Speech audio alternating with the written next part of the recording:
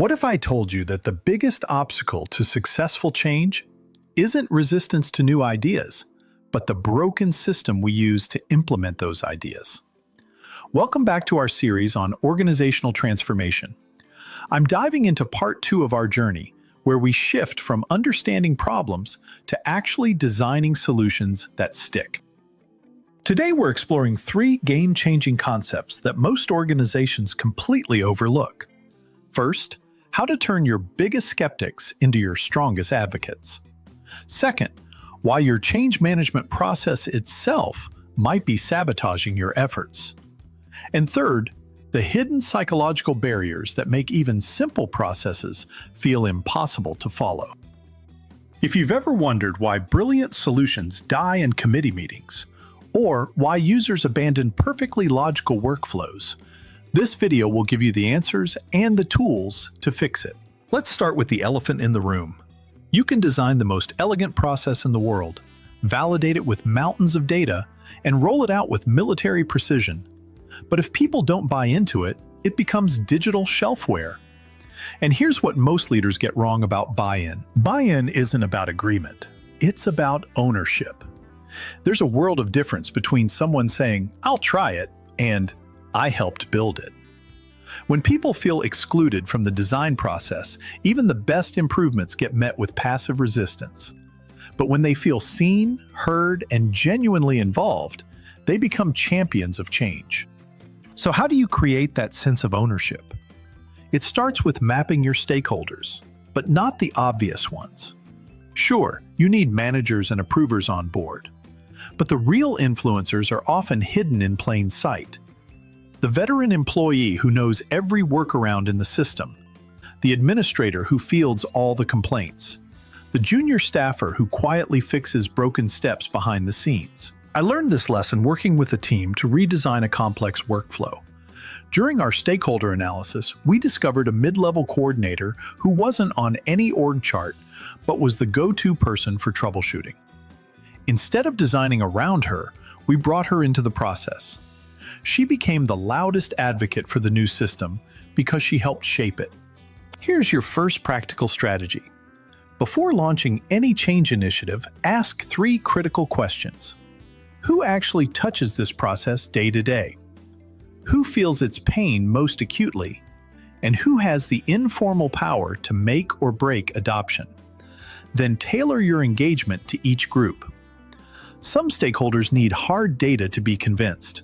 Others need empathy and recognition. All of them need clarity about what's changing and why. But stakeholder mapping is just the beginning. The second element of building genuine buy-in is creating feedback loops that actually loop. Most organizations are great at collecting feedback, but terrible at acting on it. They send surveys, hold town halls, and gather input, then disappear into conference rooms to make decisions. Real feedback loops are lightweight, recurring, and most importantly, visible. I use quick polls after rollouts, monthly pulse checks with users, and open office hours for questions and concerns. But here's the crucial part.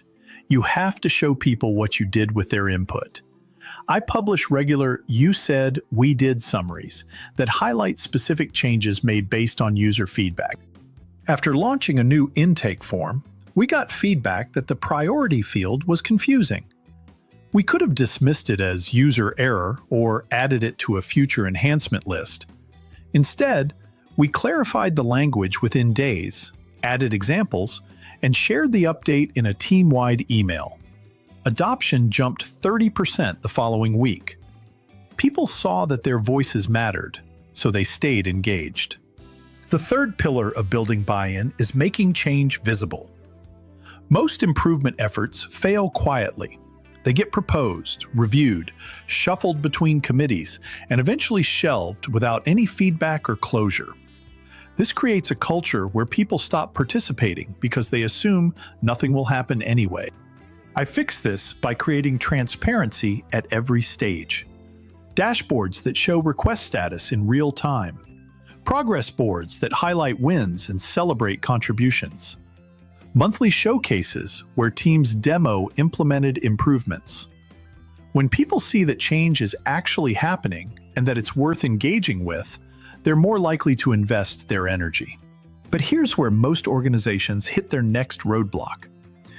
Even with perfect stakeholder buy-in, change efforts still fail because the process for managing change is fundamentally broken. This brings us to our second major concept: fixing the fixers. Every organization has a system for proposing, reviewing, and implementing process improvements. And more often than not, that system creates more friction than the problems it's trying to solve. Change requests pile up in endless intake forms with unclear routing. Committees meet monthly but make decisions quarterly.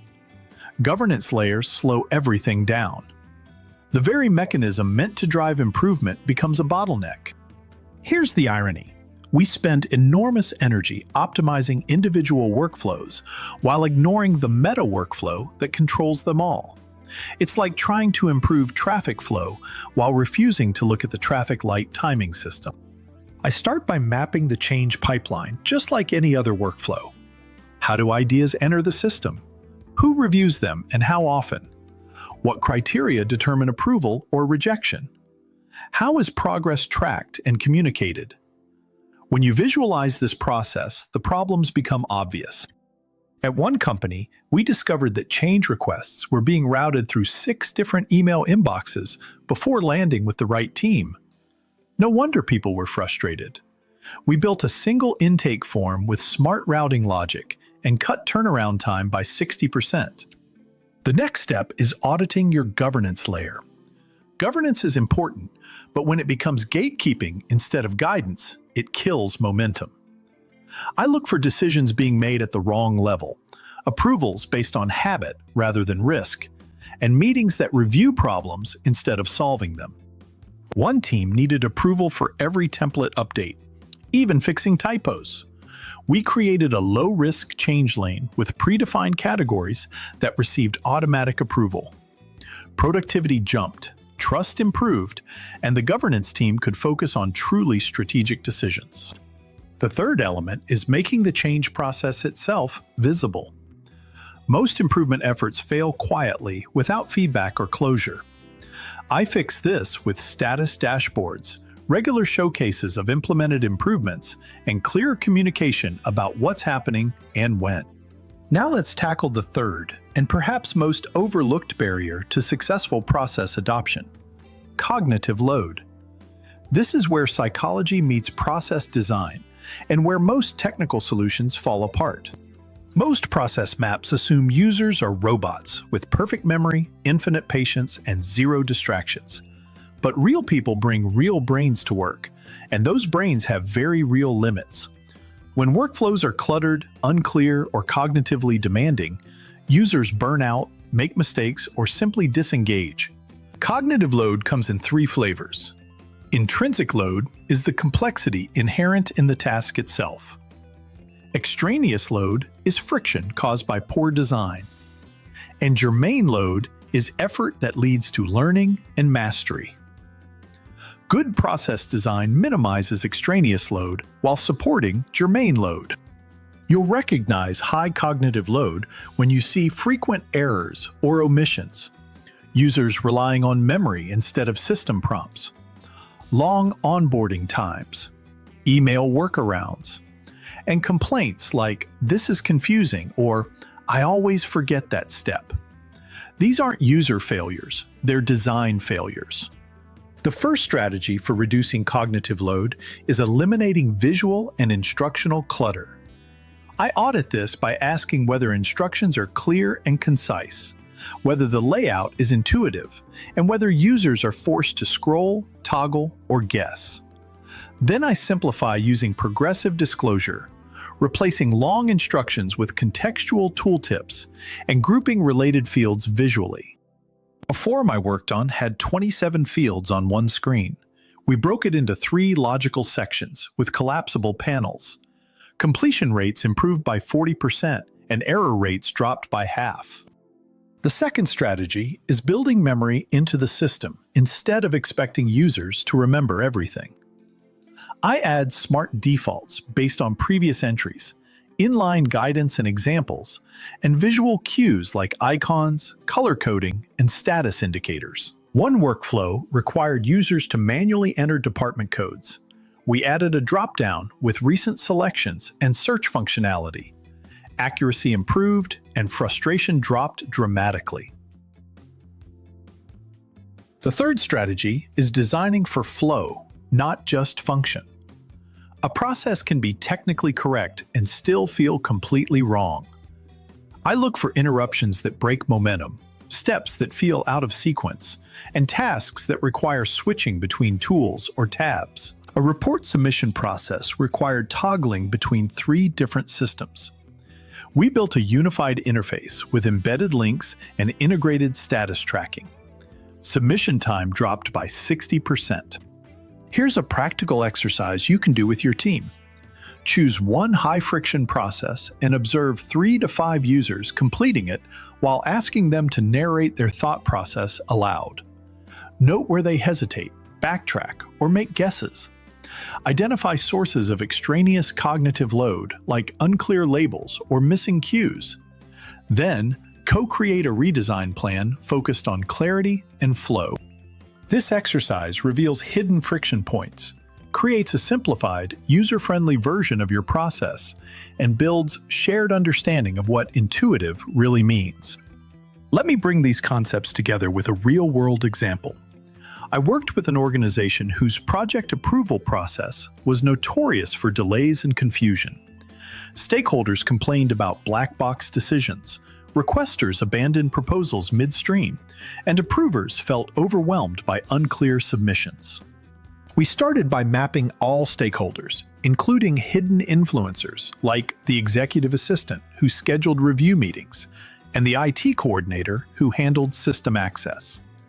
We brought them into the design process from day one. Next, we mapped the approval pipeline and discovered 12 different handoffs, 3 redundant review stages, and no visibility into status or timeline. We streamlined the flow, created automated routing, and built real-time dashboards. Finally, we addressed cognitive load by redesigning the submission form with progressive disclosure, adding contextual help, and creating visual indicators for required information. We also built templates and examples directly into the system. The results were dramatic. Approval time dropped from 6 weeks to 10 days. Submission completion rates increased by 70%. Most importantly, satisfaction scores from both requesters and approvers improved significantly. But the real success was cultural. People started seeing the approval process as helpful rather than hindering. They engaged more actively, provided better feedback, and even suggested additional improvements. This transformation happened because we addressed all 3 barriers simultaneously. We built genuine stakeholder buy-in through involvement and visibility. We fixed the broken change management system that was creating bottlenecks. And we designed for human cognitive limitations rather than fighting against them. The key insight is that successful process improvement isn't just about optimizing individual workflows. It's about creating an ecosystem where change is welcomed, managed effectively, and designed for real human beings. Your homework after watching this video is to pick one struggling process in your organization and audit it against these 3 dimensions. Map your hidden stakeholders and assess their level of genuine buy-in. Trace your change management pipeline and identify bottlenecks. Observe users in action and note cognitive friction points. You'll probably discover that the technical solution you thought you needed is actually the easy part. The real opportunity lies in building relationships, streamlining governance, and designing for the way people actually think and work. In our next video, we'll explore how to measure the unmeasurable, turning soft benefits like user satisfaction and cultural change into hard business metrics that executives care about. We'll also dive into the sustainability challenge, how to ensure your improvements stick long after the initial excitement wears off. Remember, change doesn't stick because it's perfect. It sticks because people believe in it. When you build with your users rather than for them, you create more than a process improvement. You create a movement. If this resonated with you, hit that subscribe button and the notification bell so you don't miss the next part of our series.